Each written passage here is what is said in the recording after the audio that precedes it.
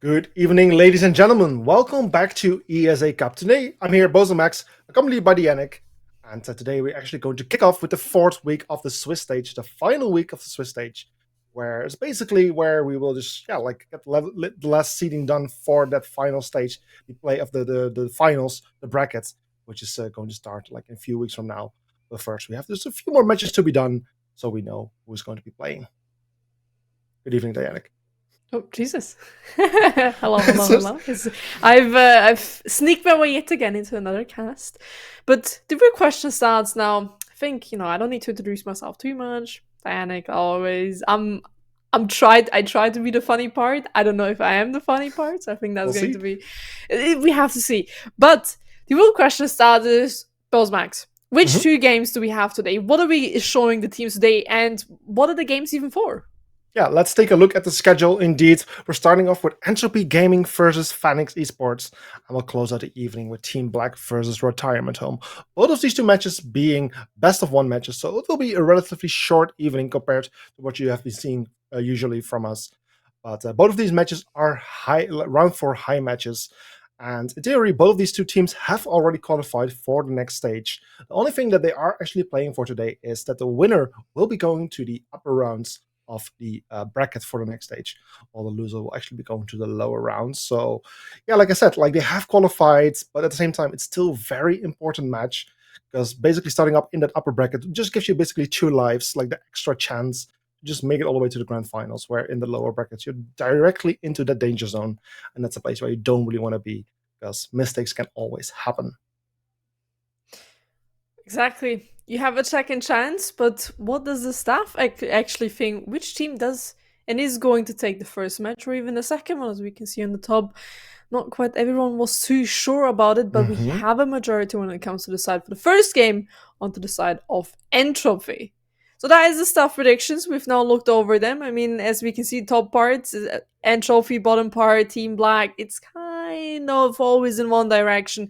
It could be like last time, it could be like yesterday, where we have a very dominant game from one team, but it can also be that we have a little bit of a twister. So that was the staff prediction. That was what we think, or what other people in the staff were thinking about it.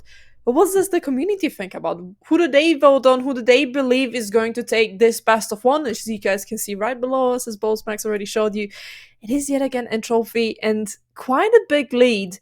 It could be based off the history, it could be also based off everything, but those are only the prediction. Those predictions are done without exactly the map bans.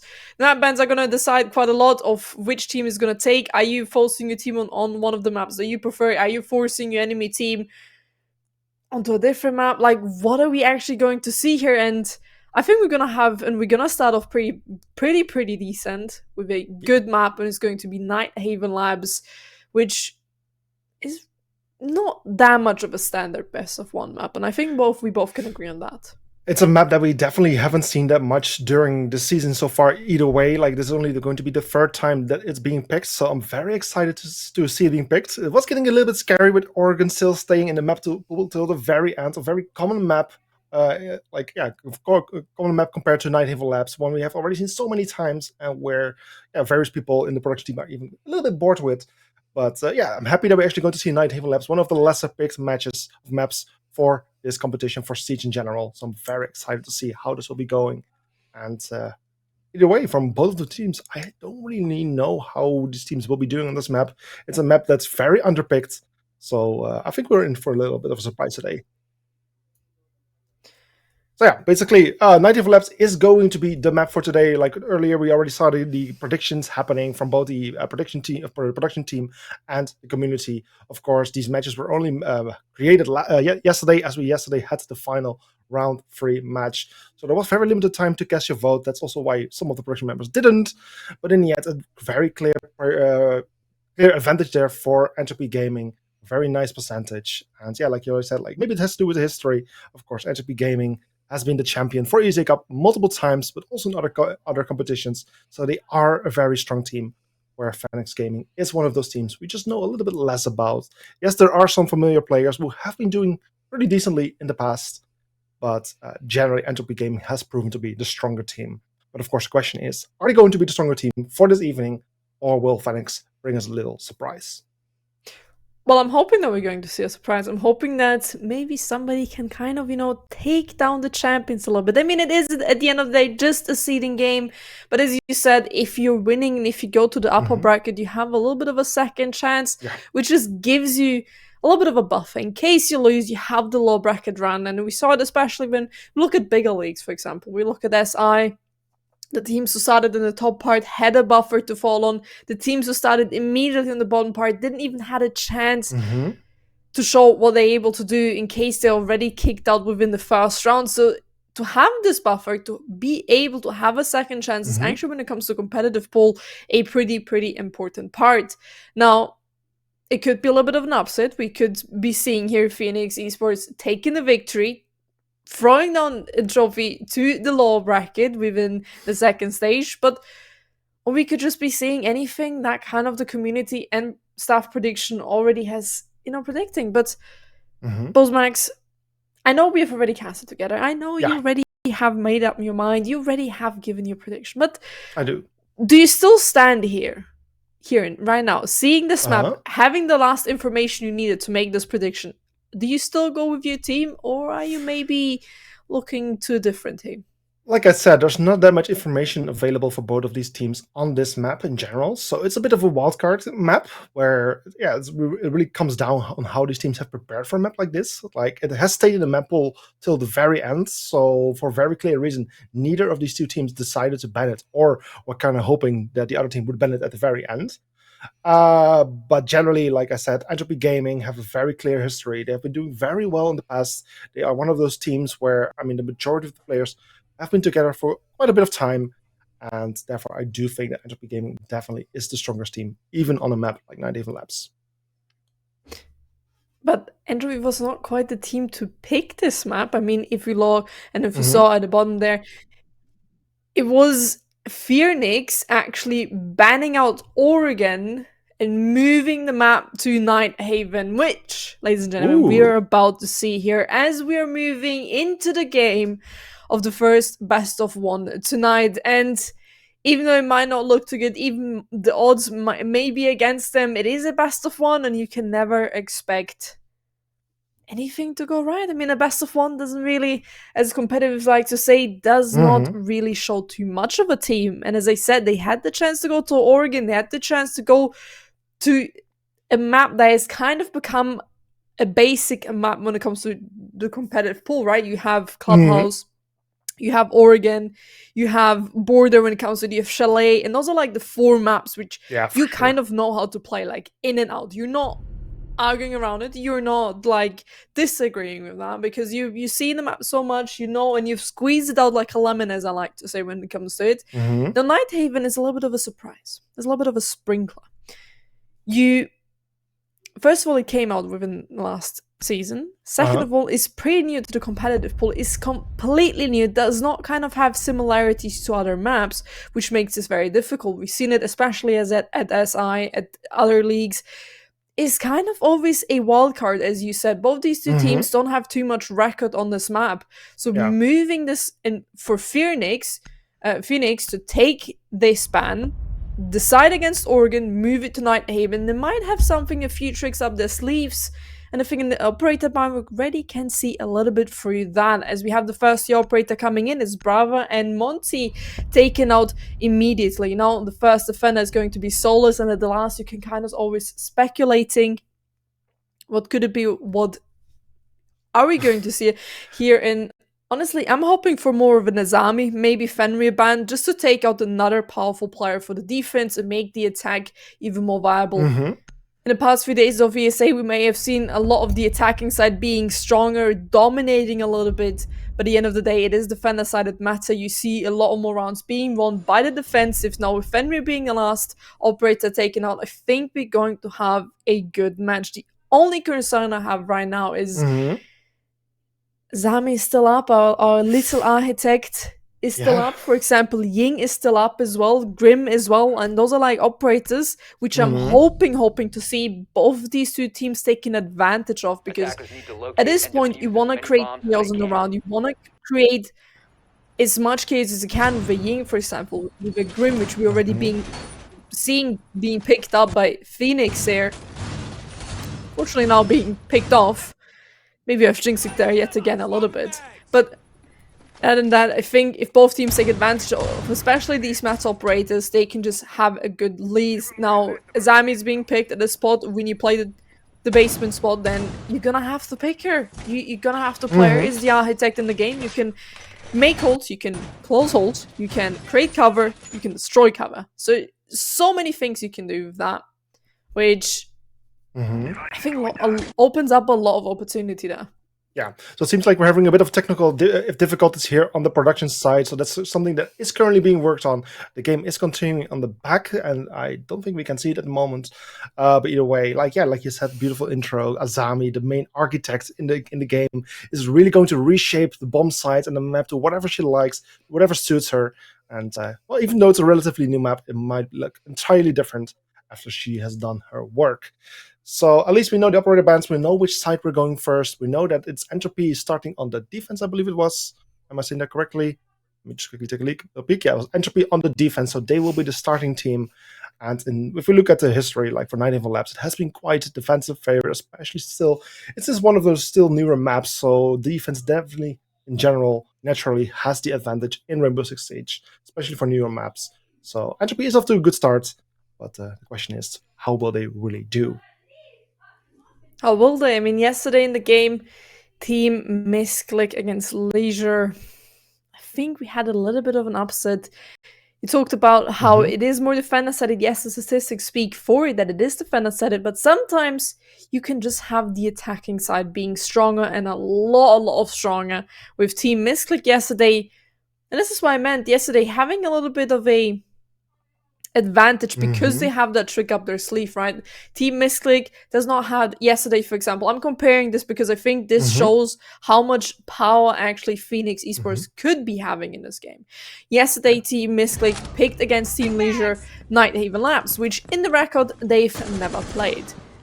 Yeah, never been shown, they've never given away the strats. Same as Team Leisure, nothing there, but they picked it completely flowing off Team Leisure, and on that, okay, wow. Flawless round indeed. We throw in the bin what we were saying about the defense for Entropy Gaming.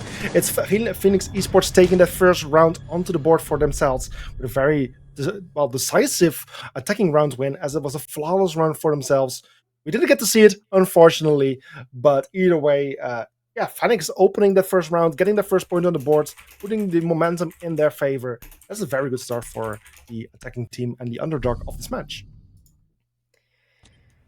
Going back to my point, which has been beautifully presented, right? Has been beautifully presented here.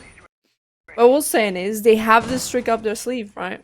We had Team Mestley taken and winning the map 7-3, if I'm correct. I could be imagining things here. I believe it was a 7-3 yesterday. They taken the victory because they simply picked them up that the enemy team never played, that they never played, which they were secretly scrimming and building on strats. Then they have the advantage on it, just completely throwing it off, right? And now here we have this. Yeah. 10 seconds to go. 7-2, 7-3? Which one? It was a 7-2 indeed for Team Misclick on Night Haven Labs. So it was indeed you were close. Close. Close. I was seeing 3, you know. wrong game in one. We're going back to this game. I mean, now it shows we're starting off strong with Phoenix Esports taking the first victory now in their hands. That is the first round for hopefully money, and maybe, as I said, they can throw down a trophy a little bit because of this off pick. But also what we have on the left side, we just put our eyes to the defensive side. We have 3 C4s. As the first fight comes in, it's gonna be Alpha taking out Maxime as the first operator, and now this is Entropy moving up to man advantage. As the first member down on the side of Phoenix, that's the Ash lost. Still 4 members in play of the side of Phoenix who are now trying to work their way into the building termites. We can already see him placing his charges, just trying to find a way to make the charge being able to be activated with the Mute Jammer on that wall. But I believe he will be successful and will be able to open up the wall, potentially with some assistance of one of his team members. I mean, in terms of utility, there isn't too much to directly help him, but with the right placement, he actually gets it done, and the wall will be opened up to create a new entry point and line of sight. Taking control quite quickly here is because the floor in the bomb site is upstairs. We saw it in the last round. They played one of the middle floors, which are not quite popular. They're more considered the tertiary sites. Now we're going to the most, and I believe, the most popular side here, which is the top floor side. It's going to be maybe a little bit tricky here for Phoenix to take this as another operator folds, and that is the ace gone. Thermite as well. 2 heart breaches. Everything is gonna stay close, but they just continue the killing spree as they take a flawless round on their hands. Entropy, make sure that Phoenix don't run away with a quick win there. On answering the flawless round with yet another flawless round, this time coming from the other side. So back to an equal score of 1-1. A nice response of Entropy Gaming to the previous round, which they lost, proving that also on the defense they can actually be victorious and securing that first round for themselves as well. Beautiful run from Entropy and a very quick one as well. Attackers need to locate and defuse bombs. Which makes me happy. I think if this maybe this was just a little bit of a taste which we could be seeing, right? I think this could be something foreshadowing already this match, but nonetheless, you know, it could be different. Maybe I'm just already in my head over-analyzing stuff here. But having 2 flawless rounds directly after each other from both of the 2 teams, it shows how capable both of these 2 teams are to take a round, even though the predictions have been very, very one-sided to Entropy Gaming. I think with Phoenix taking this, kind of an off-pick map. Like, again, it is a map, you know, picked. Like, they have a few tricks up their sleeves, right, with this, because I believe Entropy was thinking to go to Oregon. That's why they pushed this map so back. They're like, okay, this team doesn't have no record on Nighthaven. They're gonna ban this map and we're gonna be playing Oregon. And we're preparing for it, and they were leaving it up, both of the teams, and at the end they snapped back and they just completely turned around everything. As they took over then Nighthaven Labs, and here we are. It's already 1-1 within.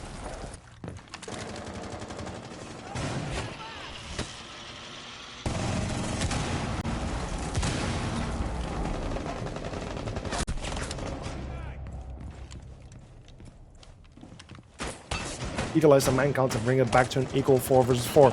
Attackers already fairly aggressive, entering the building pretty quickly, trying to get the top floor control from where they can put pressure on the roamers and the floors below where the eventual bomb site is located. So a nice entry from the attacking side, lost on player, but also found one themselves. The annoying the annoying Mira already off the board, which is pretty big for the beginning.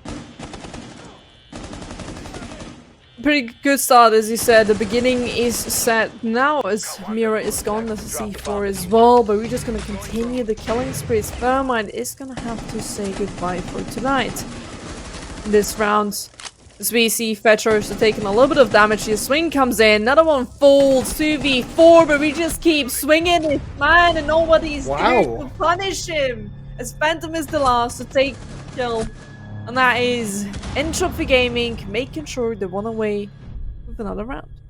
These rounds are aggressive and really seems like a team deathmatch, which this game basically is as well, besides the bomb perspective of the game. But the teams really the players really going for the kills instead of for the actual objective, being very effective on getting those kills very quickly. And yeah, like you said, Entropy Gaming getting another round onto the board, a very strong round from them. And with this aggressiveness, I am starting to wonder how the side of Phoenix Esports is going to respond to the defenders being so damn aggressive towards them. There's a few things how you can respond, right? If you're having a very aggressive team, there's basically 2 things you can do, right? You can either play a little bit more passive and expect the enemies to swing into you, trying to cut them off rotations, you know, trying to make the enemies play for you. And then there's another way, which is basically, as I like to say, you have fire, you combine fire. That's the best thing you can do. Fire with fire. At the end, there's going to be one winning team, and either they up the aggression or they take away the aggression. Do they want to lead the game or do they want to be led? There's so many things in this attacking team, but the attacking team should be the one leading the game. When does the kill start? When is the chaos happening? Because the defensive side has one part that can never be taken away from them, and that is the time. It will always be taken for them, and it will always be taken against the attacking side. And that's very correct, because as a defending team, it's very easy to deal with aggression. Like, there's various operators you can pick to counter aggression. But as an attacking team, this might be a little bit harder. Like, yes, a Monty could potentially help. Also, Kaiser here onto the Grim to help and detect and spot out some of those aggressive playing players.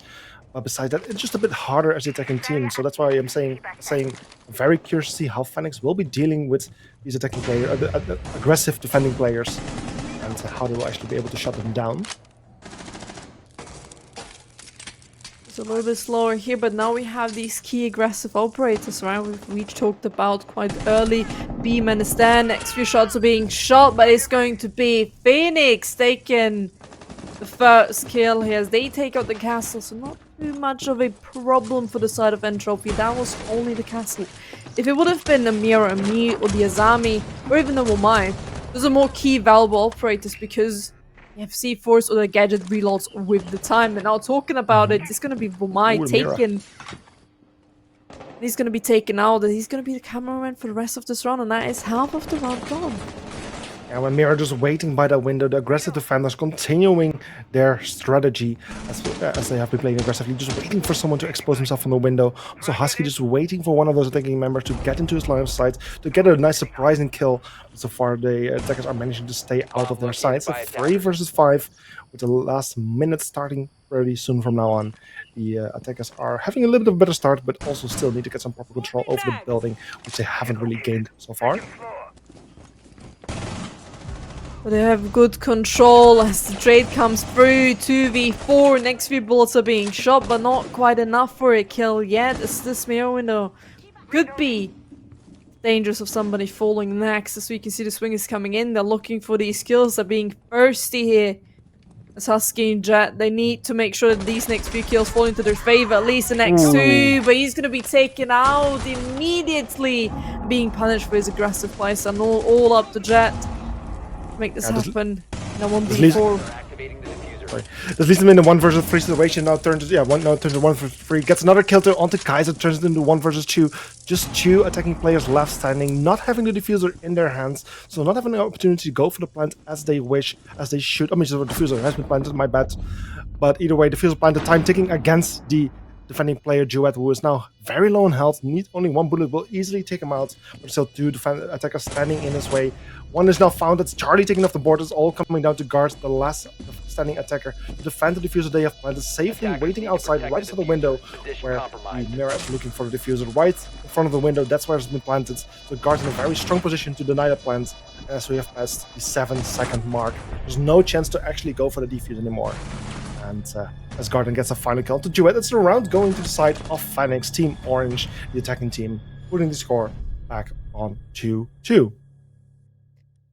And this is what I mean when we exactly saw here, right? We saw they had 2 options. Are they going to be more passive?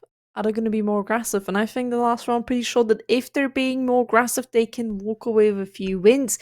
They took out the operators, which were essential, right? They took out the castle, which was a good opening pick. That is a gun gone for themselves. But after that, they had another kill for to their side, which was the Womai. So him falling so early within the round means that Grim the B-man, I like to call him the B-man, he can just spread his wings. He can just spread the wings of the base and just throw him into the entire side, and there's nothing to stop him, right?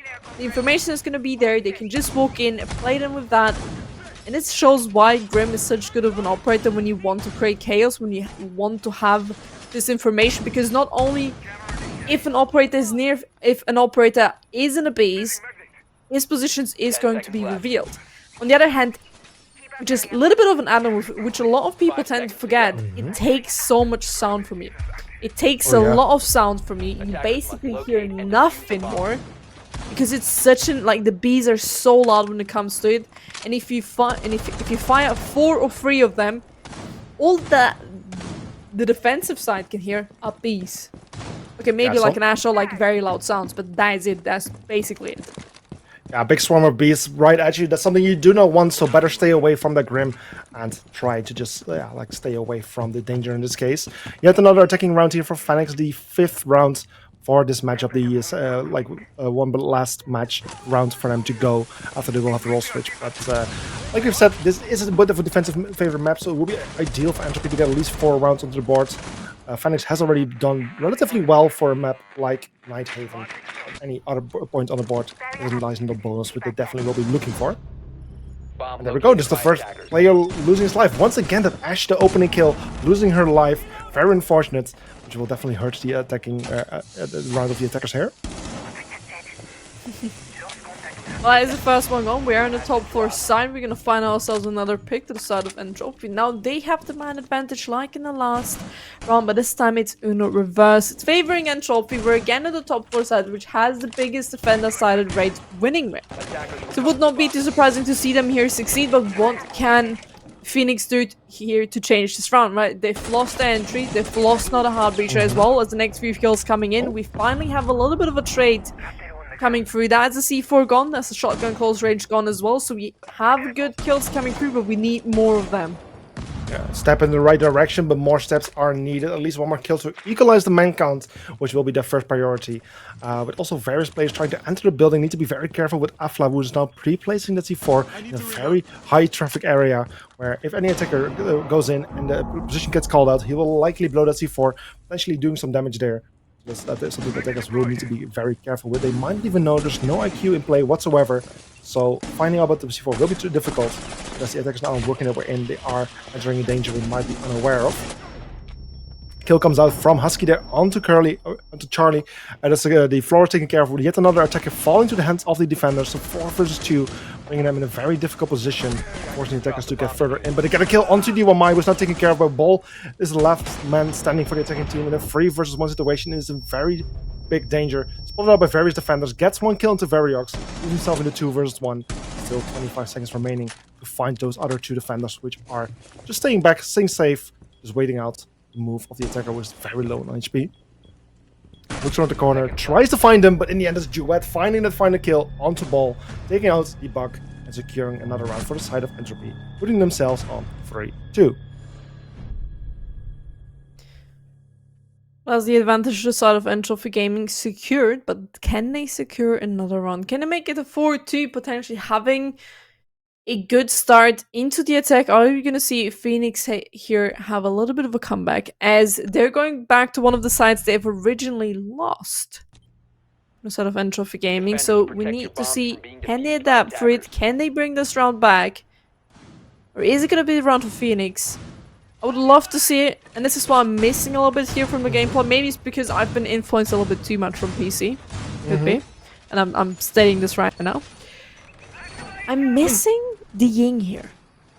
Yeah. That was also one of the things I was thinking about. Where's the Ying? One of the most banned operators. Usually picked whenever not banned. She is not banned for this match. They're gone. Where's the Ying? Like, it is a pretty good, big map. So you want to bring that Roman out, which we have on the Dock AB, right? Which we have on the Ying, getting rid of information, which we have on the Jackal. But to truly create chaos, and as we can see, Entropy Gaming, they're not building upon it, right? They don't bring a Warden, they don't bring anything. We do have a little bit of a compensation when it comes to it. For the Ying, we have 2 sets of flashbangs, which equals 6 in total. So they can still flash a lot around, but there's not going to be this one operator who's going to flash and who is gonna take away your vision. She's completely not gonna be blind. So she has the advantage on you in that time. Here we don't really have that. We have the flashes, which are also absolutely very strong, with the last 3 changes coming in. And I think a Ying could do pretty big here for the side of Phoenix, but it is the last round. We could be saying what if, when, what, you know, could be happening. Yeah. It's the last round the attacking side. Could have been a good pick. But what if this is like a little bit of a trick up their sleeves? Maybe they take this round and they can do it without a Ying. Yeah, there are definitely some possibilities here for the attacking side. They have already scored 2 points. A third would be a very nice bonus here, especially with the Jekyll on the board. Very smart, very effective on spotting out of some of those roamers, trying to locate them and take them out. Something that Entropy has been doing a lot, having those roamers and being very destructive towards the attacking side. Especially as Juve now gets the first kill there onto Ball. It's the IQ losing her life, unfortunately. No more chances to easily spot out some of those electronics. And the attackers therefore will need to deal without her. But the Jekyll, like I said, is very effective on finding those roamers, which he will likely start be doing soon. As Husky then gets another kill onto Charlie, but maximum the kill onto Jewett. the round is starting a bit more, and we have seen our first 3 casualties. Attackers have recovered their diffuser. Advantages out of Entropy Gaming. Half of the round is over. 3v4 is still looking good, still very possible. Still have the 2 aggressive operator, which is the Docker, which is the Grim, which are key players here, talking about it, jinxing it yet again. Both of them fall within seconds. It's all up to Jackal to make this in a 1v4, but it's not gonna be him. As Entropy take the win, and they move 4-2 up. And that is them taking the round, and now they're moving with a pretty good start onto the attacking side. Yeah, 4-2 split, a bit of a default score in this case, especially for the defense of Entropy. So they have done their job. They have got the points on the board to give them a little bit nice of a head start. Now they are moving to the offense. But for Phoenix, they have scored those 2 points. They are now going to the side that should suit them better, which is the defense. And I'm very curious to see how they will do, if the defense will actually suit them better, if they are able to work their way back up to equalize the score eventually. Well, I'm hoping to see them to equalize the score here. I think especially what we've seen on the attack, they look pretty promising. Maybe they had a few rounds not quite working out in their favor, but hey! It's only the attack. So, the thing is, we look at it as the attack being weaker, the defense having the upper hand. I think Phoenix have a good comeback here, especially now they're starting on the defense. They're now going to the defensive side. And one thing I really love about this team, and oh my god, they have 4 C4s. And I love my good C4s. I'm hoping, and I want to see a C4 kill in this round. Because if we wouldn't see a C4 kill, I'd be walking out today here, feeling very sad. Because I love a good C4 kill, and I'm always saying this. You might not have the Valkyrie to bring that information, but they have a Mira, right? They have other operators who could potentially bring that info. But here comes the question, how they're gonna use it. They're not playing down below, not quite looking forward to play the verticality in the C4. So we see Alpha already took the place from down below, making sure nobody's there to counter it. A Solus would have been great information for C4s and stuff like that. But also not that being brought. But one operator, which we've already been kind of talking about, the Warden. Yeah. Which you bring as an equalizer to a Ying, right? It's been brought here, as we see just Entropy Gaming just walking on site, taking 2 kills.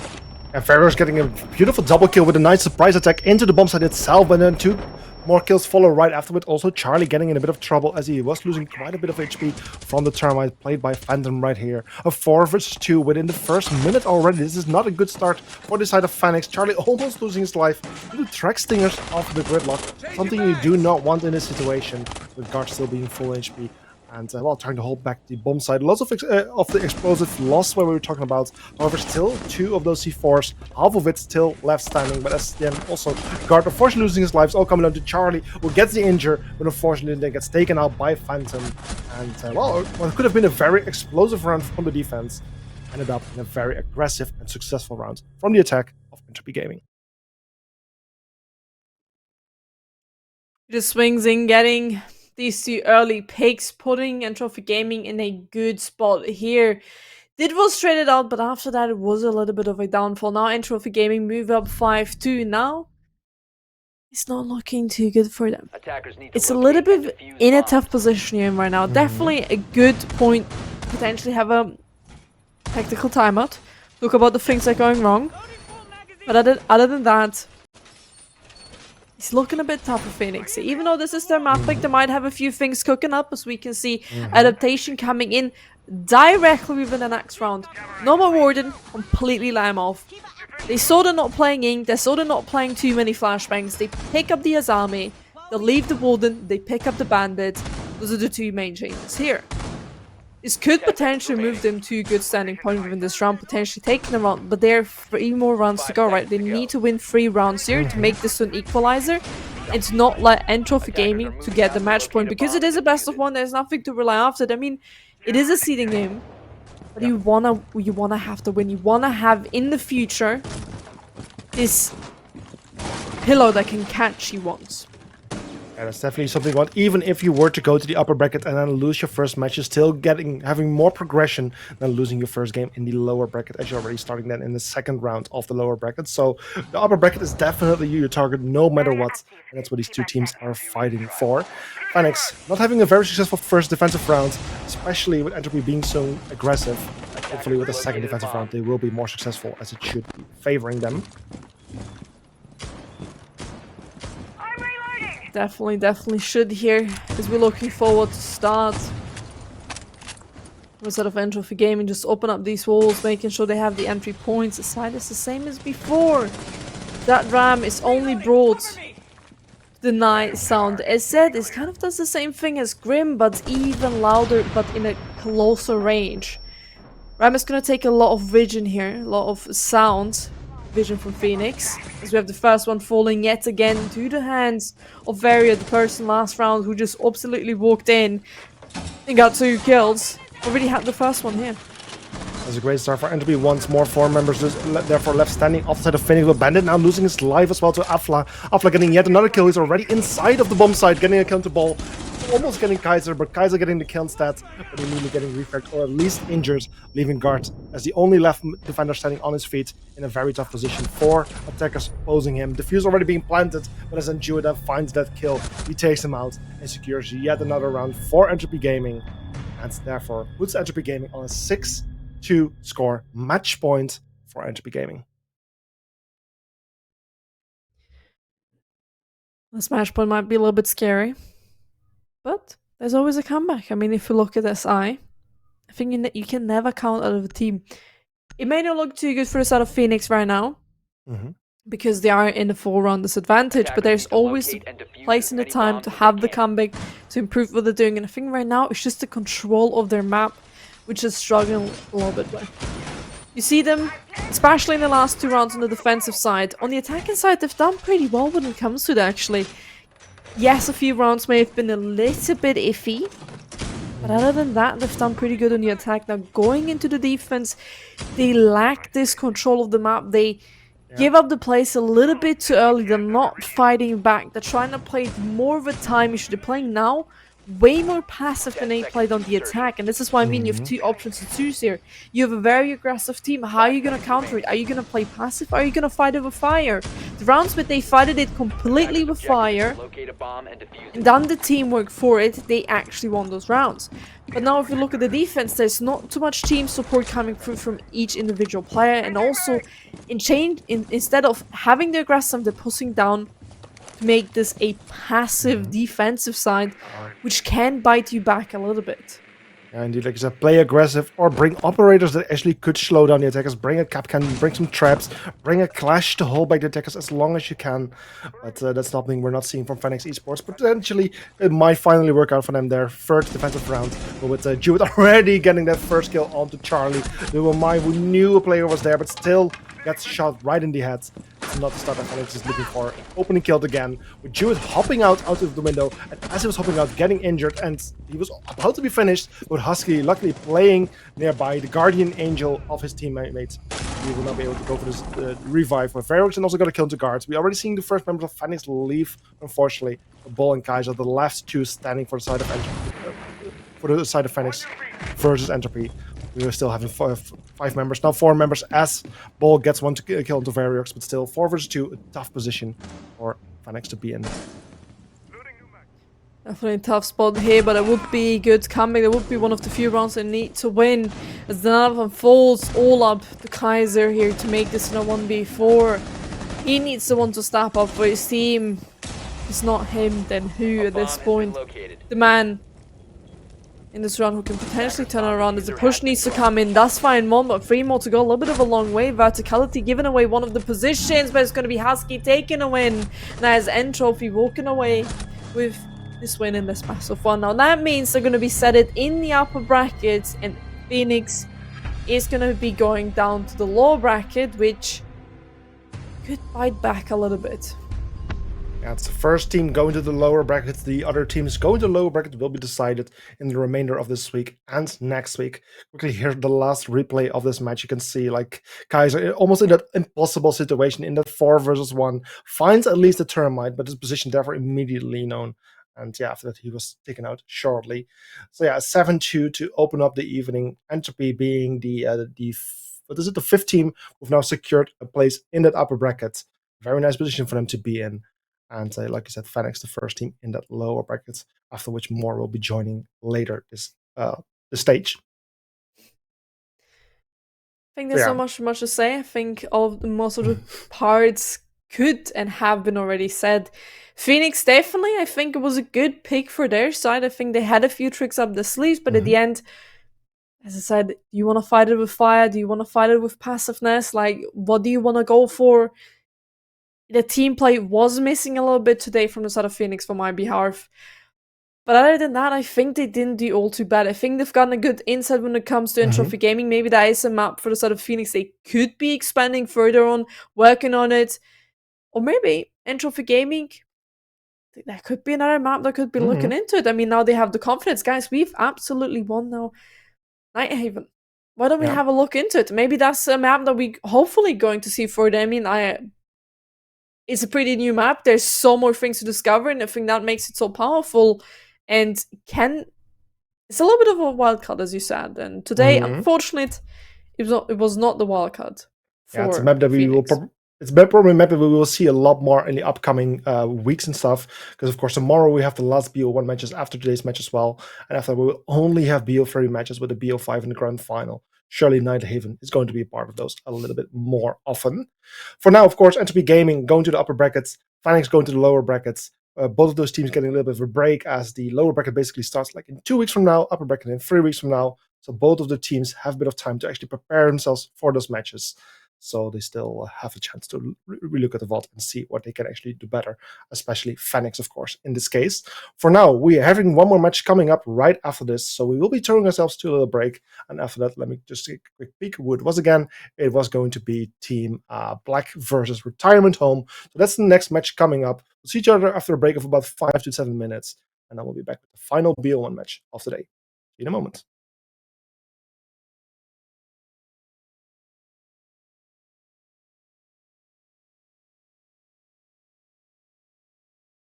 And welcome back, ladies and gentlemen. After a short break, me and Yannick are back for the final BO1 match of today. The final BO1 match of the first day of round 4 of Swiss. The first set of high matches that we're having. Two more are coming tomorrow. But today, right now, we're going to see the second match of the evening. It's going to be Black versus Retirement Home. Two teams that have been doing pretty well during this season so far. And Yannick, I'm very curious to see how they will do. What do you think? Well, before I give any prediction, before anything, I think we should have a look again at what did the staff say. What did the staff say? Which team is going to win? You know, what is their opinion based here? And I think we already had a look at this, and it was pretty much one-sided to one of the teams, which is Team Black indeed. Here, they have the more votes when it comes to the prediction stuff. I mean, we've seen it especially in the last rounds. It can be quite one-sided, but the prediction staff is not the only one who was giving us the predictions, right? It's also the community. So what did the community say, which you can find right below us here. Okay. And it's also, again, pretty much one-sided to one team. Team Black, yet again, having the upper hand in the predictions. It could be one-sided game. It could be we're seeing the same thing like we've seen in the last best of one, with one of the teams who had definitely more the votes in Trophy Gaming taking the victory with quite astonishingly 2-7. But it could also be a little bit of a turnaround. But again, those predictions are done and made without the map ban. I think we should have a little bit of a look at where are we going? Actually exactly. Yeah. Nice. Well, for the first map of today, for the first match of today, I should say, we went to a bit of a more unfamiliar map that we don't see too often, which is Nighthaven Labs.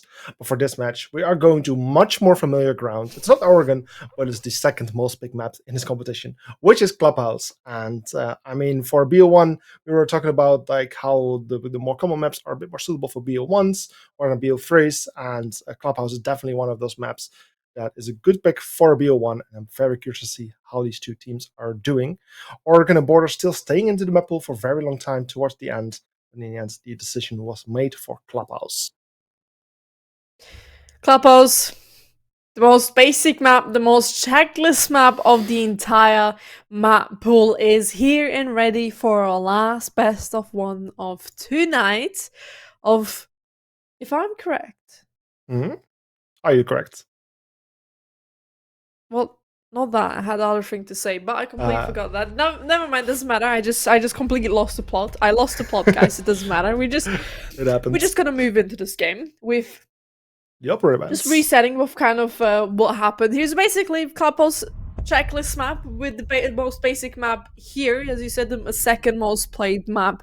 The second most played map in this entire tournament. So I think it's going to be rather interesting. If this is more a map I would consider best of one map. It's not too much a quite new map. It's the map I see the most when it comes to best of ones, in which we have seen the most. And when it comes to Oregon as well, when it comes to sorter maps, this is one of the top 4, I would say, or top 3 that you're going to see. And already we have a few more different bands. We're attacking with the bands more the Mata operator. As Ying is gone, Monty's gone, Fenrir now as well. I'm looking forward to seeing here either a Solis or an Azami band. Those are the 2 which I'm hoping to see, and one of them is going to fulfill my dream and my wishes. And Solis is out now as well, so I think we have a pretty much good set of bands here. Very, very equalized when it comes to the meta bands, right? Yeah. Monty's right now super good. 2 buffs in a row taken away. Yeah, Rainbow Security just want like, okay guys, you want to play shields? There you go, you have another buff. You want to even play more shields? There you go, have another buff on the hand. So Monty is pretty much viable. It's pretty much absolutely strong if you look at it. You can push dirt, you can push rafters, you can push Jacuzzi Breach, you can push CCTV and cash, you can push up red stairs. So many things you can do with Montania, which unfortunately not going to see. But there is a few equalizer, right? We could be seeing a Blitz rush, we could be seeing other rushes, or we could be seeing slower rounds. Yeah, more common map. Sorry, go ahead. I was just saying, like, I'm seeing here, and just because the way this map is restricted, we're gonna have longer rounds than the map before. That was just all I wanted to say. My apologies. Yeah, no, my bad. The thing I wanted to say, a bit more of a common map coming together with more common operators to be banned compared to the previous map that we have seen. So Clubhouse, this is the first map we're going, starting in the basement. Very strong bomb site, very often picked, often started on as just such a bunker with all the solid walls coming with it.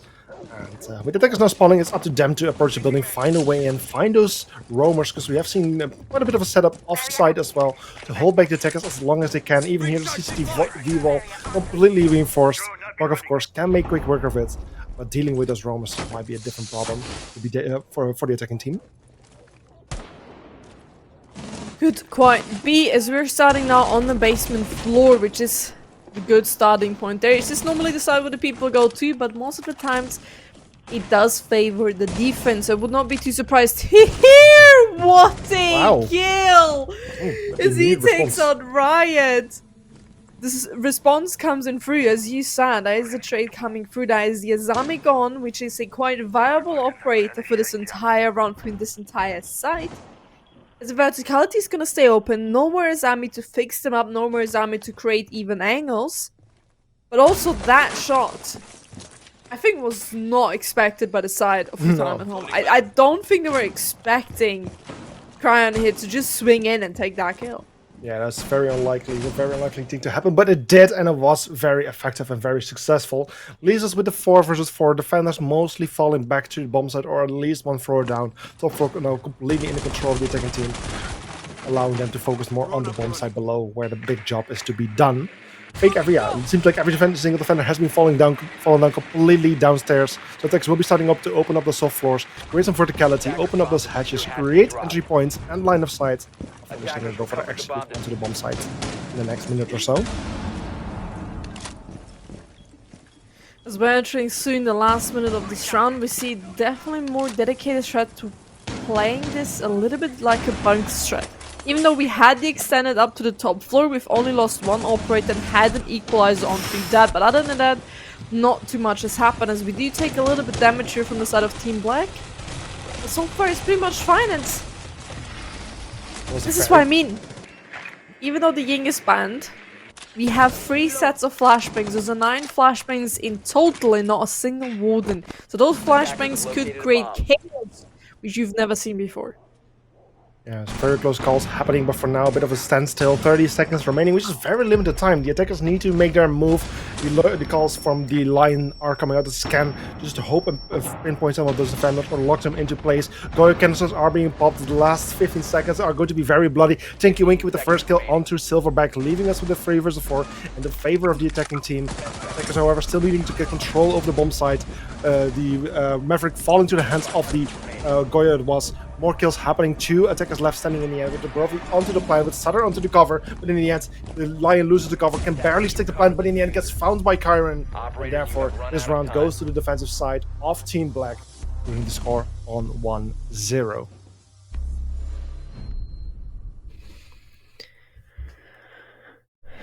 Now, we move forward to the next round. We had definitely a few very good shots coming through. That was quite unreal what we actually saw this round. At the end, it was the 1v1, which was quite not enough by a few milliseconds there. The plant was going down. But that was the defensive side taking the win. And honestly, as I said in the early rounds, it is fine, because usually the basement spot goes to the defensive side. That is the bomb side, which has the most winning rate for the defense. And that is as we should. Like, as they should. They should take this win. And now moving to the second round, we're out on the top floor side. It just comes down if Retirement Home can get at least 2 rounds here. They just need a full 2 rounds, all they need to then move to the defense and then have a good start. 10 seconds remaining. Right they now, were- this first round was not quite convincing. Yeah, they were getting kind of close, but the time was just too limited towards the end. Only having like 20 seconds to actually work their way into the bomb site is just far too little, and they're just basically walking into a death trap. If only they could just have more time remaining to actually go for the execute, it might be more successful. That's definitely one thing for them to keep in mind for the upcoming rounds, as we're now proceeding to the second bomb site. It's going to be bedroom and gym. Like Susie said, now Attackers drop the diffuser. we are here in the next round. Bedroom and gym is being played. This next round would need to go to the side of Retirement Home if they want to keep this equalized. They don't want here Team Black to run away with a few wins, as they have the predictions on their side. They need to make sure that they don't give the confidence, they don't give Team Black the flow state. With these wins one by one, we could be seeing Team Black moving into a flow state, moving and seeing them having a frenzy, taking the runs one by one. So Retirement Home needs to make sure that they have the confidence upon their side, but also they shut down the confidence of Team Black as much as possible. They make them unsecure by themselves. Potentially that could lead them to winning a few rounds, as the next few bullets are being shot. Not quite a single kill for that Tinky Winky Jinky. He's taking a little bit of damage there. I love the name, not gonna lie, that is fantastic. Ooh, nearly hitting the head there. Excuse me. Yeah, reminds me of the days when we had Hootie Tootie from Palakaki in the game as well. Also one of those very funny names, which reminds me then of Tinky Winky. But Tinky Winky here getting the first kill on the board for this round, taking out Kyron, which is the Wamai losing his life in the first opening kill, coming from the attacking side. And just over a minute remaining. Attackers are getting a little bit close to the bomb site, do have a bit of work to be done. They still need to get control over logistics, eventually into office, after which they can go to the bomb site itself, which is quite a big task ahead. It will take a bit of time to actually accomplish these bit of control. This is something that they need to start working on as soon as they can. Last 50 seconds now coming in. Tinky Winky is gonna find himself a kill. There's a few more to go, so you can see 2v5. All of a sudden the kills rain for Retirement Home. They just keep going. We do have the first few response coming through, but in a 1v3 and 35 seconds left, there's a long way to go. We do find one, but can we find 2 more? Covered the bomb diffuser. There's a lot of time, and as I said, a long way to go. But in the 1v2, you're looking pretty good here. We still have the flashbangs from the side of Retirement Home. Today's a potential way up here. Flash this person out, but all that it takes now to not take these one-on-ones, to not make this a one-on-one, but rather make this 2v1, and this is what I mean. The swing coming in, beautifully stacking up one by one there. As the ping comes through, that is them. Time and home taking a win, and this is them moving up 1-1 score. So far, looking pretty good. Yeah, starting nice and even with a 1-1 score, just like we have seen on the previous map of Nighthaven Lab. So this is what we want to see. I mean, we're in the fourth round, the final rounds. These are the high teams of that Swiss bracket of the fourth round. So we can expect these teams to be, to be quite well matched. Like the whole Swiss system is like one big filter system where the best teams get matched up against the best, the lesser performing teams get matched up against each other as well. So one big filter system, which really should give us close matches. Didn't really see that in the first match of today, which was unfortunate. Things happen.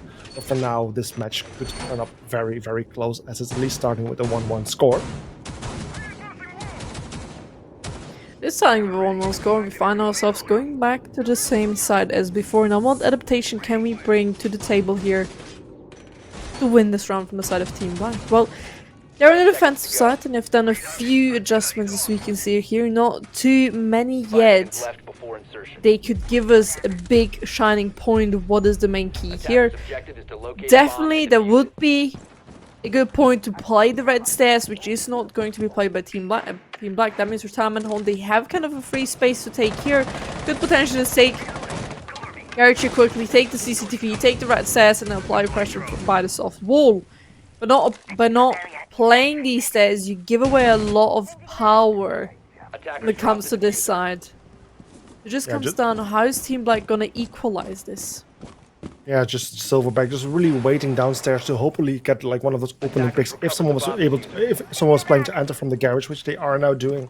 With the guy who's already rotating his way, that opportunity has now passed by. Attackers once again very quick on their entry, already entering the building very quickly.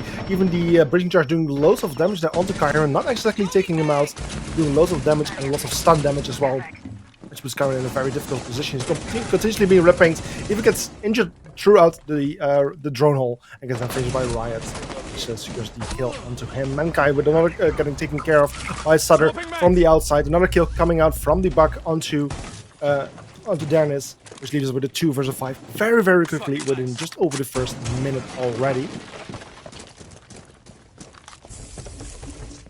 Minute gone, as you said. Soon we're heading to the half round as we're doing a little bit damage here, not quite finding the kill as we're gonna be strapped back, but there's just a 1v4, not looking good at all up the silver. As you said, the player who was sneaking to get these early picks is gonna find himself as the last man standing. It's not even gonna get himself one piece.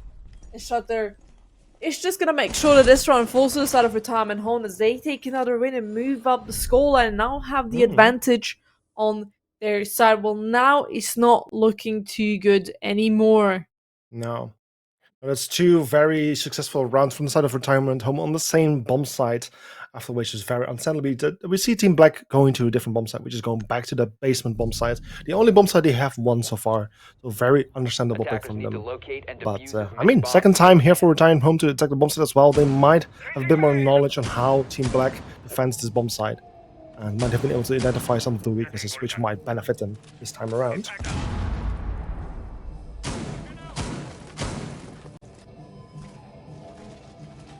Could be quite difficult for this round to the side of Retirement Home as we're moving back down to the basement floor side, which went originally to the side of Team Black in a 1v1, we remember back. It was a planned scenario, he had to stick this bomb. Unfortunately, the last few milliseconds, he just started planting a little bit too late there. 5 seconds to go. And Team Black took that victory in a 1v1. This could be foreseeing, this could be foreshadowing that Retirement could potentially take this round and turn it completely upside down, make this a 1-3, as they have the knowledge how this team played it before. Probably doing the same thing, as we don't see too much variety when it comes to the operator lineup here.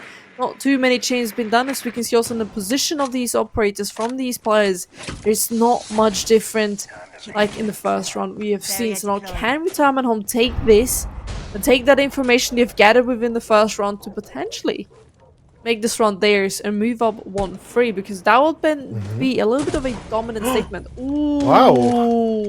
That's a good way to start the round here for the side of Retirement Home. Getting the opening kill, potentially look for second. Yeah, he does. He finds the Azami as well. Very well anticipated that the Azami will be playing upstairs and might be coming from that hatch. Great kill. Just leaving Chiron mute. All left standing here on the top floor. No proper way to actually fall back. I don't even know where is, but he found another kill onto Quake as well. It seems to be somewhere down at blue. But this is definitely not going to the favor of black here, as they have already lost 3 people within the first minutes. Chiron still far off sight near Jim. Will now get taken out, and this leaves Silverback all left standing with a UMP in hand. Not a great gun to be in this clutch situation, and with still loads of time ticking against him. The attackers have plenty of time to locate him, to go for the defuse, which Tinky Winky is now attempting. And with Silverback locked here in Arsenal, the attackers might not know about his position. He might be able to get a few surprise kills here onto the Lion, but with his position now known, all eyes are focused on him. And he has a very difficult task ahead with only 35 seconds remaining to head to the diffuser and dismantle it. This will be very difficult for him. He gets spotted out, gets damaged quite a bit, fuse shots landing, and yet it's Tinky Winky with the final shots onto the castle, taking him out and securing a round here for Retirement Home. Technical timeout being called out from Team Blue. Very understandable, because they've just lost 3 rounds on a row on the defense. That's not good. I love the name. I'm absolutely in love with this name. Tinky Winky Jinky. I love it. It just reminds me of the song, right? Tinky Winky. See, now on. So, doing that, we find ourselves now in a timeout. In a tactical timeout taken by the side of Team Black, as they now realize, well, we might have underestimated this team a little bit. So now they are in a 2-round disadvantage, which it is a pretty much equal map. It does not quite favor any of these 2 teams. It's pretty much not quite. Yes, it is a 51% chance to the defensive side, but it is like close to those. Yeah. To that basical 50-50. It just comes down to these small things, to these checklist maps, right? As I said, it is a very checklist map. It is very heavy of that. If you do the 1, 2, 3, and 4, you potentially can achieve more. But if you skip one step, then you're going to be punished for it. And as you can see, Team Black, especially when we look at the top floor defense, this is why I mean the top floor defense, leaving the wall soft is fine if you want to play extended into red. That is one big mistake that we saw, but they're not quite doing that, right? They're not doing that. So they're leaving the soft, not playing in red, giving quickly the opportunity, and just giving away a lot of power. Now, when it comes to the basement floor, they have a good stretch when it comes to it.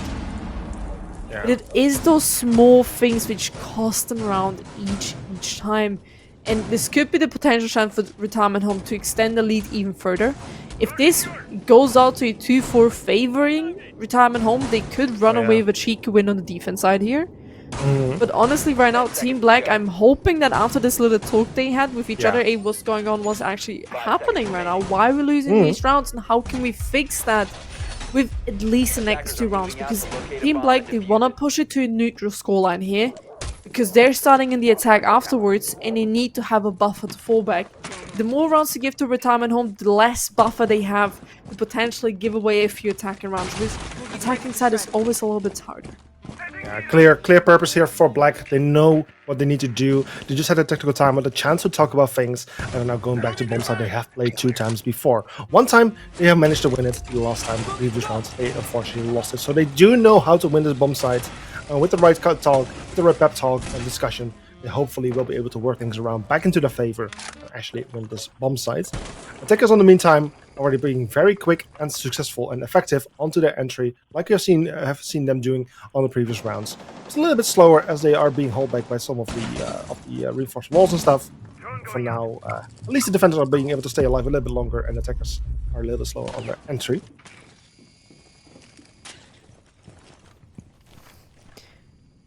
Oh, 1 minute gone from this round already. We can see that Retirement Home is taking it a little bit slower than the round before. Just trying to make sure that these rounds are all gone, not missing anything. They're not putting themselves in any danger. You can see Team Black has already fallen back quite quickly to the side as well. Frankly, they're gonna have to give up that top floor control. As Retirement Home, the more picks and the more kills they take up on the top floor, the less Team Black has to defend when it comes to the side. So that is a little bit always dangerous. Not taking the first floor with half the rounds still remaining. There's a lot of time they can use to start these verticalities and open up these hedges, set up everything they need in order then to have a good execute. And that is where it starts to scare me, because here yet again we're bringing so many flashbangs from the side of retirement home. 3 sets. Yet again, we don't have the warden coming out from Team Black, which can be concerning because we saw them use the flashbangs every single time. Yeah, the attackers in a very good position to do loads of damage here onto the defensive side, peeling away those layers of defensive setup they have prepared for them. And well, with 40 seconds remaining, they have mostly done that right now. But Mankai with a beautiful one-tap headshot there onto is getting that first opening kill onto an attacker, which is the Ash, leaving us with a 5 versus 4 for just the last 30 seconds. Soon the attackers will be able to need to head to the bomb site, so they're getting 1 kill into Kyron, but with this very limited time they need to rush in, and this is starting to look like a bit of a repeat of the very first round of the day. Mankai getting another kill onto Tinky Winky Jinky, putting the favor even further back into the hands of the defensive team, as they have the man advantage, and the attackers are running out of time. They need to head in, they need to get those kills, they need to get the diffuser on the floor, or find every single member, but with 8 seconds there is not much time to do so. Diffuser falls on the floor as the carrier gets taken out. It gets immediately picked up back by the Ram, but Southern on the cover, and then we now find ourselves in a 2 versus 2, but unfortunately by the impacts being thrown, the attacker forces himself off the defuse. And the round goes to the defensive side of Team Black, and finally, after losing 3 rounds in a row, they managed to put a point back onto this board for themselves and put a score on 2-3. 2-3, pretty good equalizer there to the side of Team Black. They've had good responses falling back, trying to make sure they have the mank until the last few seconds, playing these cheeky angles. Just making sure to maybe get away with a few cheeky kills there.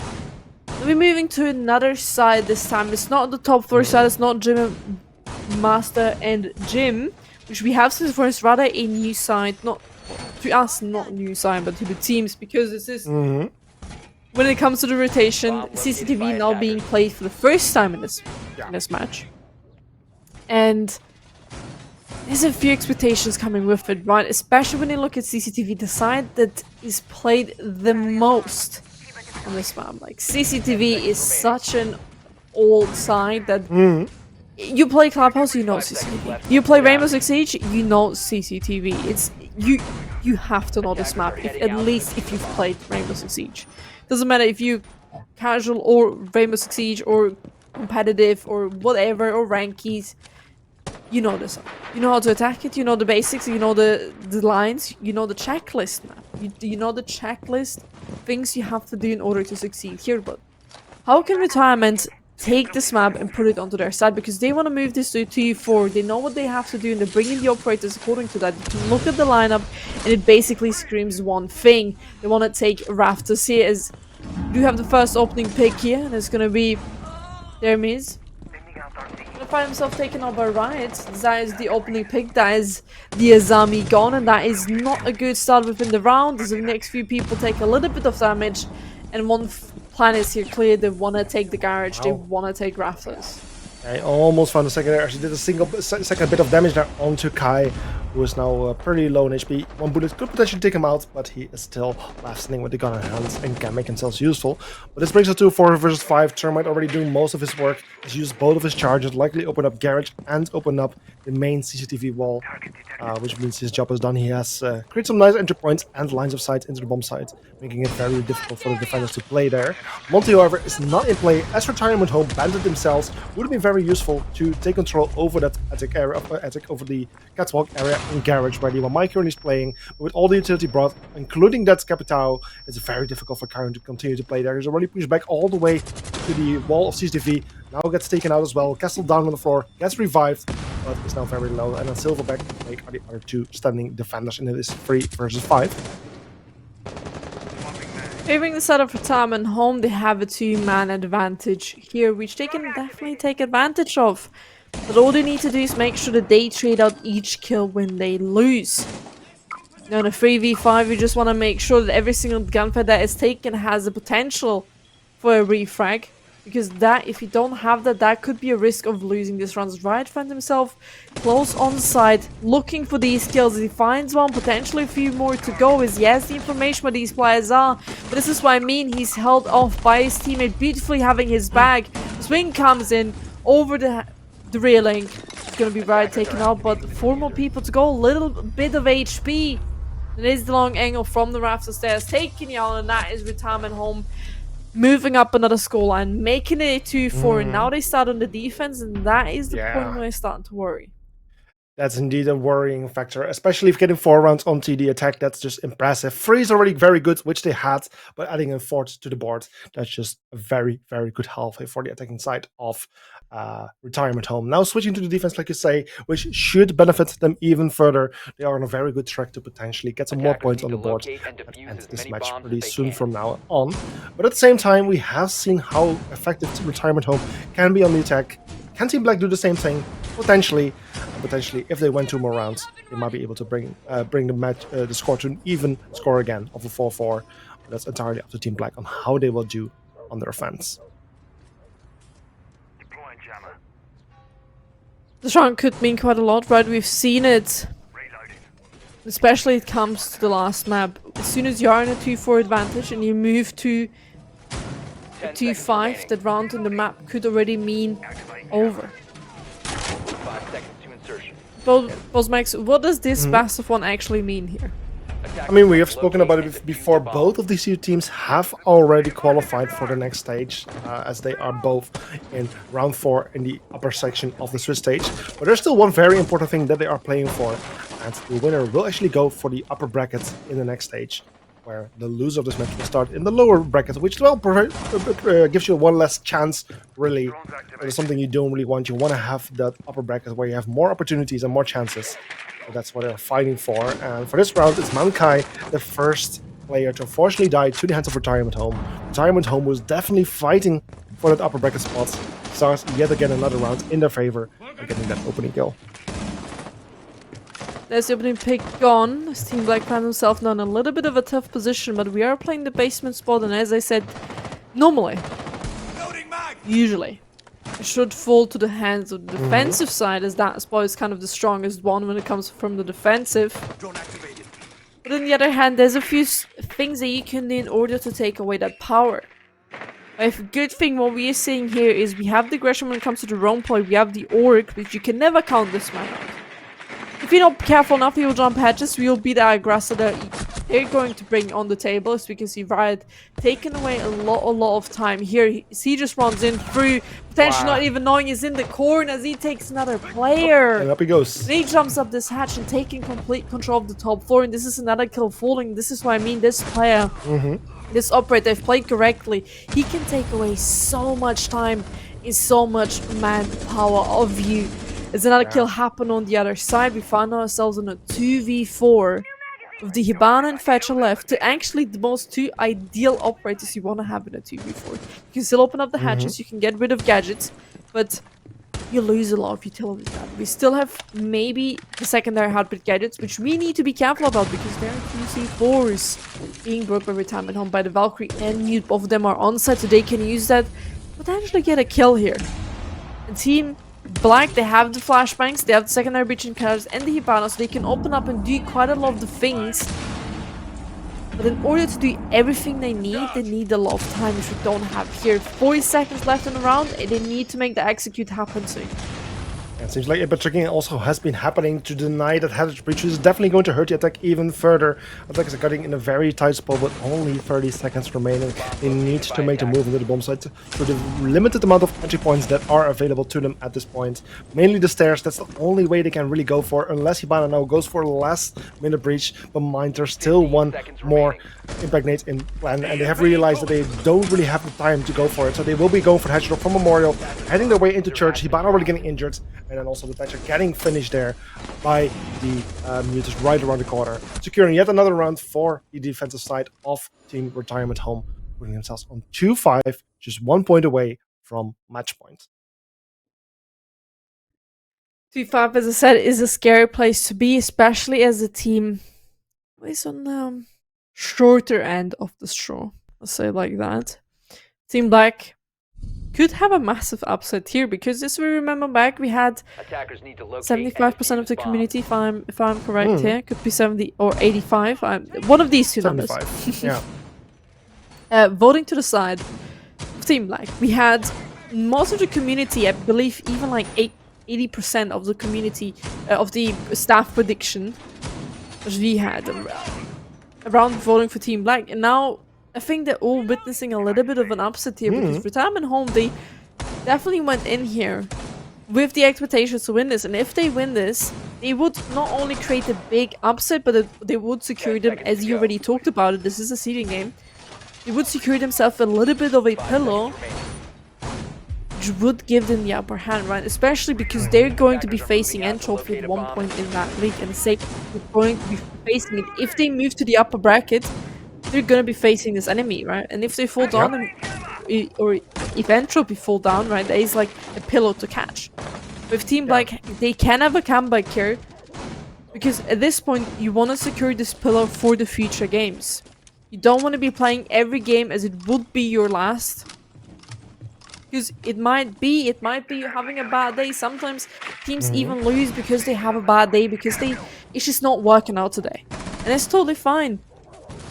This is where it needs to come in. It is best of one. In best of ones, don't tell too much, but pushing your team, pushing the enemy team to a clubhouse where everybody knows how to play this map is a dangerous place to be in, because you can't expect to pull tricks up your sleeve, like for example on Nighthaven Labs, which the better team, who's currently playing the better siege within that round, is going to take that.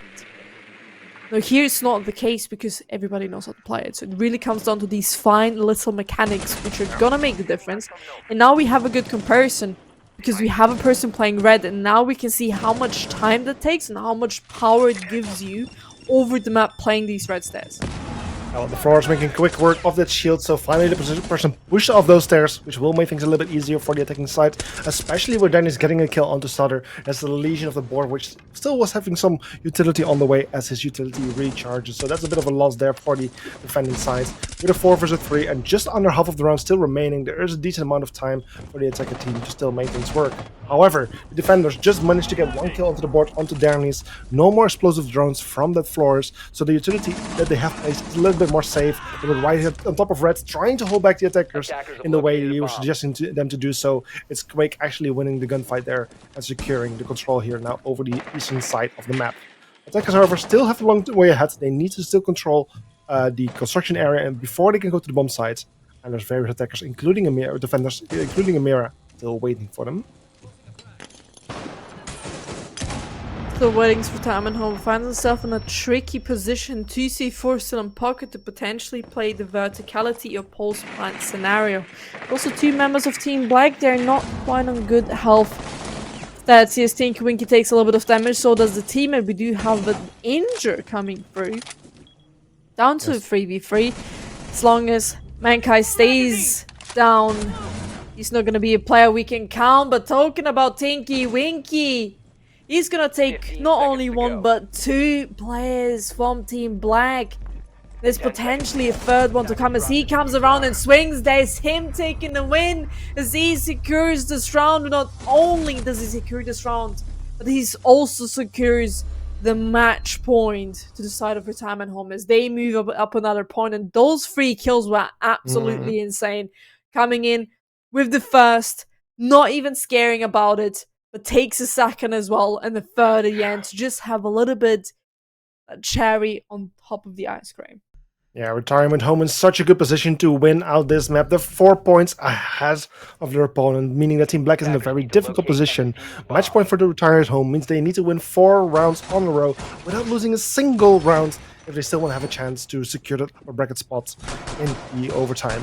It seems unlikely, but it's definitely not impossible. Don't count out Team Black yet. They are now going to a bomb site where we haven't seen them so far yet, so they might be more... where Team Black hasn't attacked yet, so they might be more successful here. We'll see how things go, but Team Black definitely has no more room for error. Otherwise, they will be starting in that lower bracket, which they are not looking forward to. 10 seconds to go. Could be the potential last round. We could be seeing today 2 quick 2 7s. which could be Oh, a little yeah. bit of an upset. And as I said, this could be an upset here because Indeed. The bomb. predictions, they were not favoring Retirement Home, and this is No. like never count a team out. This doesn't matter how bad. Oh, No way. what a shot! Did he even see him? I believe that was just a random pre-fire. Yeah. I believe that Oh was just my. like a pre-fire you do every round just in case somebody is Yeah. there.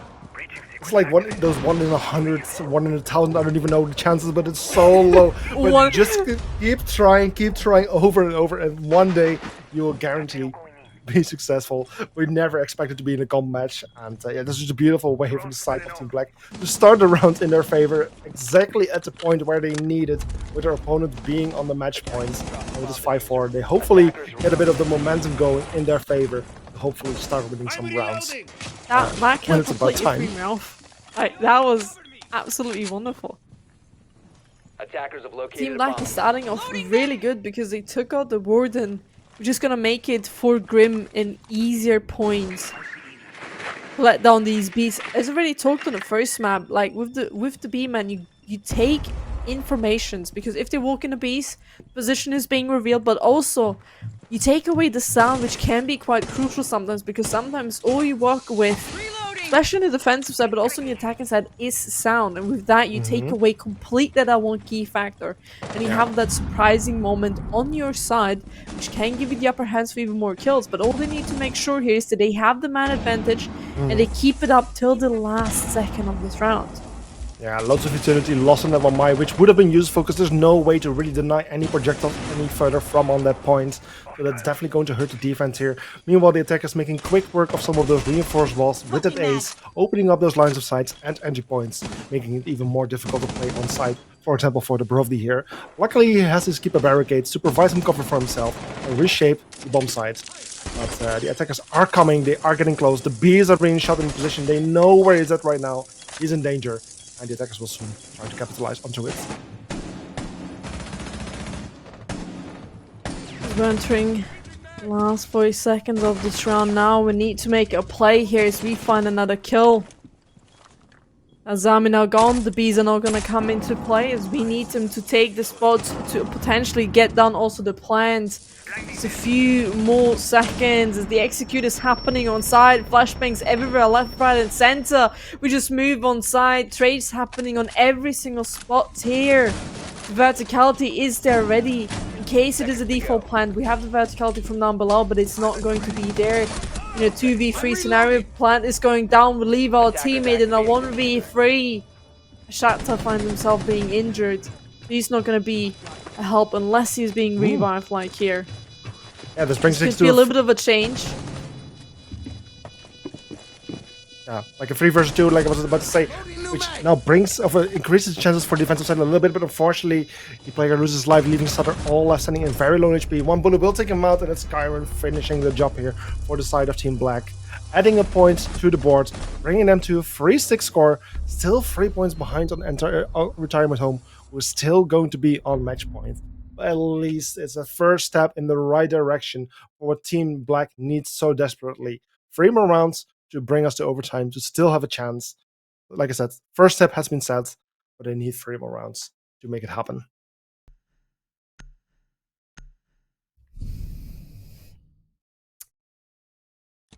But can Team Black come back? Do they have the strength, the mental strength to do this comeback? Because if you are in a disadvantage, and yes, you're playing for a seeding game, but at the end of the day, you're fighting for something. You're fighting to have this pillow for the future. Retirement Home looking pretty strong. Maybe the last round just wasn't really their spot, but now, because the 3 rounds have been played, 2-1, 1 lost. We move back down to the basement side, which again is favored quite a lot of the defensive side. We bringing the same, kind of the same lineup. We have a little bit of an adaptation coming through from Retirement Home, so it's not one-on-one the same thing. We have the main aggressor, which is Riot here on the Oars again, which we remember last time took not only a lot of time away, but also 2 kills. With then his teammates stepping up to get a 3rd one. So that's just a lot of aggression coming in from Retirement Home, and how can Team Black prevent exactly that? Is they're bringing quite a standard lineup, nothing too much to actually deal with these Romans, not a Jackal, not a Doka AB. Not a line, way. nothing to deal with them, and they know they're there. They know here are some roamers running around the entire map. And they've brought not too much against it. No, the defenders are definitely showing that they are roaming around, that they are posing some danger, but indeed mostly wasting time for now, as it's definitely going to slow down the attackers as they are trying to get control of the map. Ash being the first one to take control over Garage to try and contest this Valkyrie who's playing on the eastern stairs, red stairs, trying to just hold back the attackers as long as he can and waste time. And as Riot and Is gets a kill to Darnies, that's the first attacker losing his life. The Baku can be vital on creating the verticality to make it difficult to play downstairs. He is now lost, which is hurting the attack, and I would think Winky getting kill Mankai as well. It's the Ash losing her life as well. And with a 3 versus 5, things are not looking great for the side of Team Black.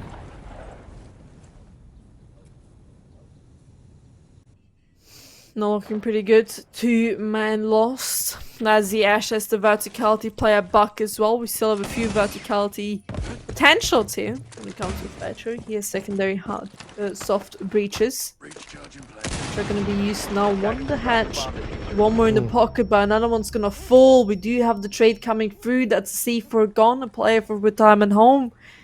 But we've lost our Hibana, we've lost the person who can open up these hatches.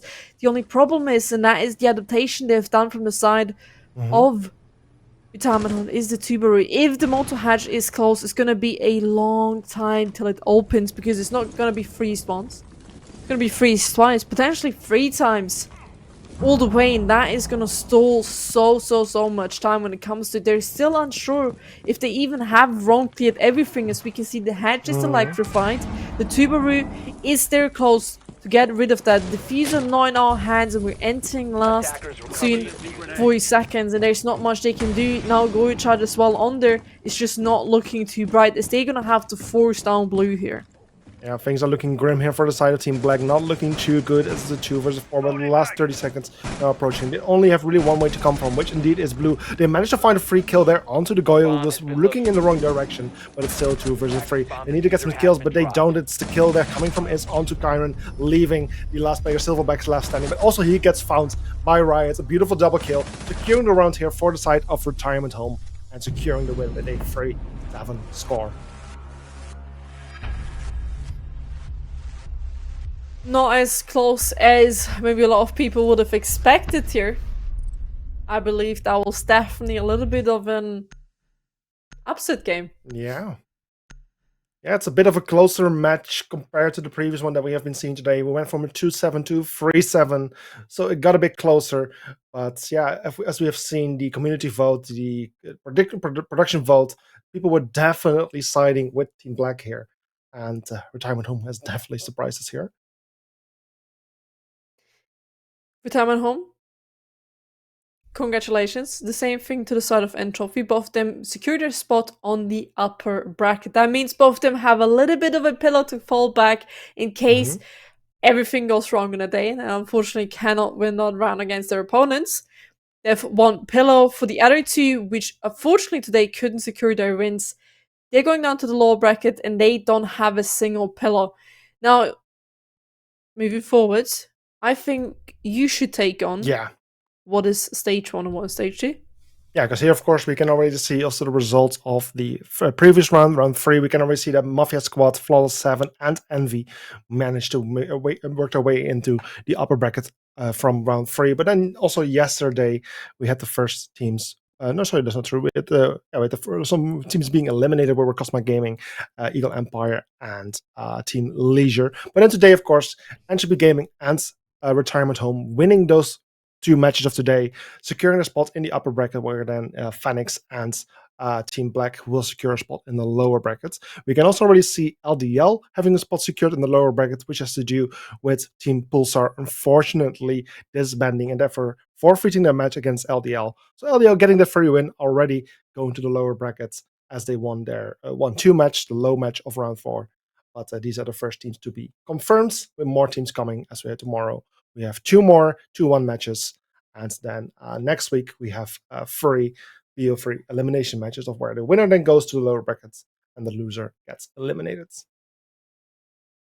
Oh, talking about those matches of tomorrow, here we go. You can see Aspire versus Lebolist, which is going to play tomorrow at 7:30 as usual.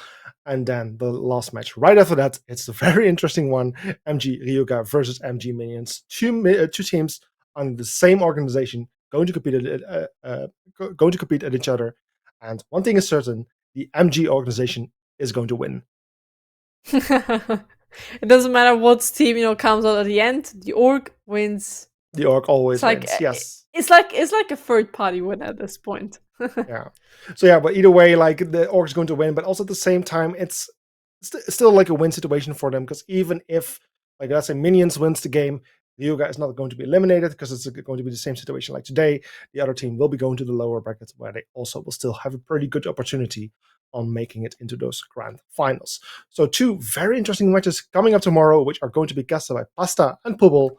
So unless we have anything else to say for tonight, I want to invite everyone to come and take a look for the matches tomorrow, and wish everyone a good evening. Yannick? Nothing more to add.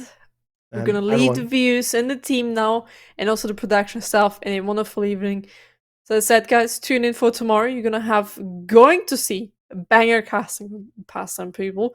So make sure to tune in for the next few games of ESA Cup. If you have nothing to do, tune in. Jesus. It's a good great evening. fucking cup. Have a good night.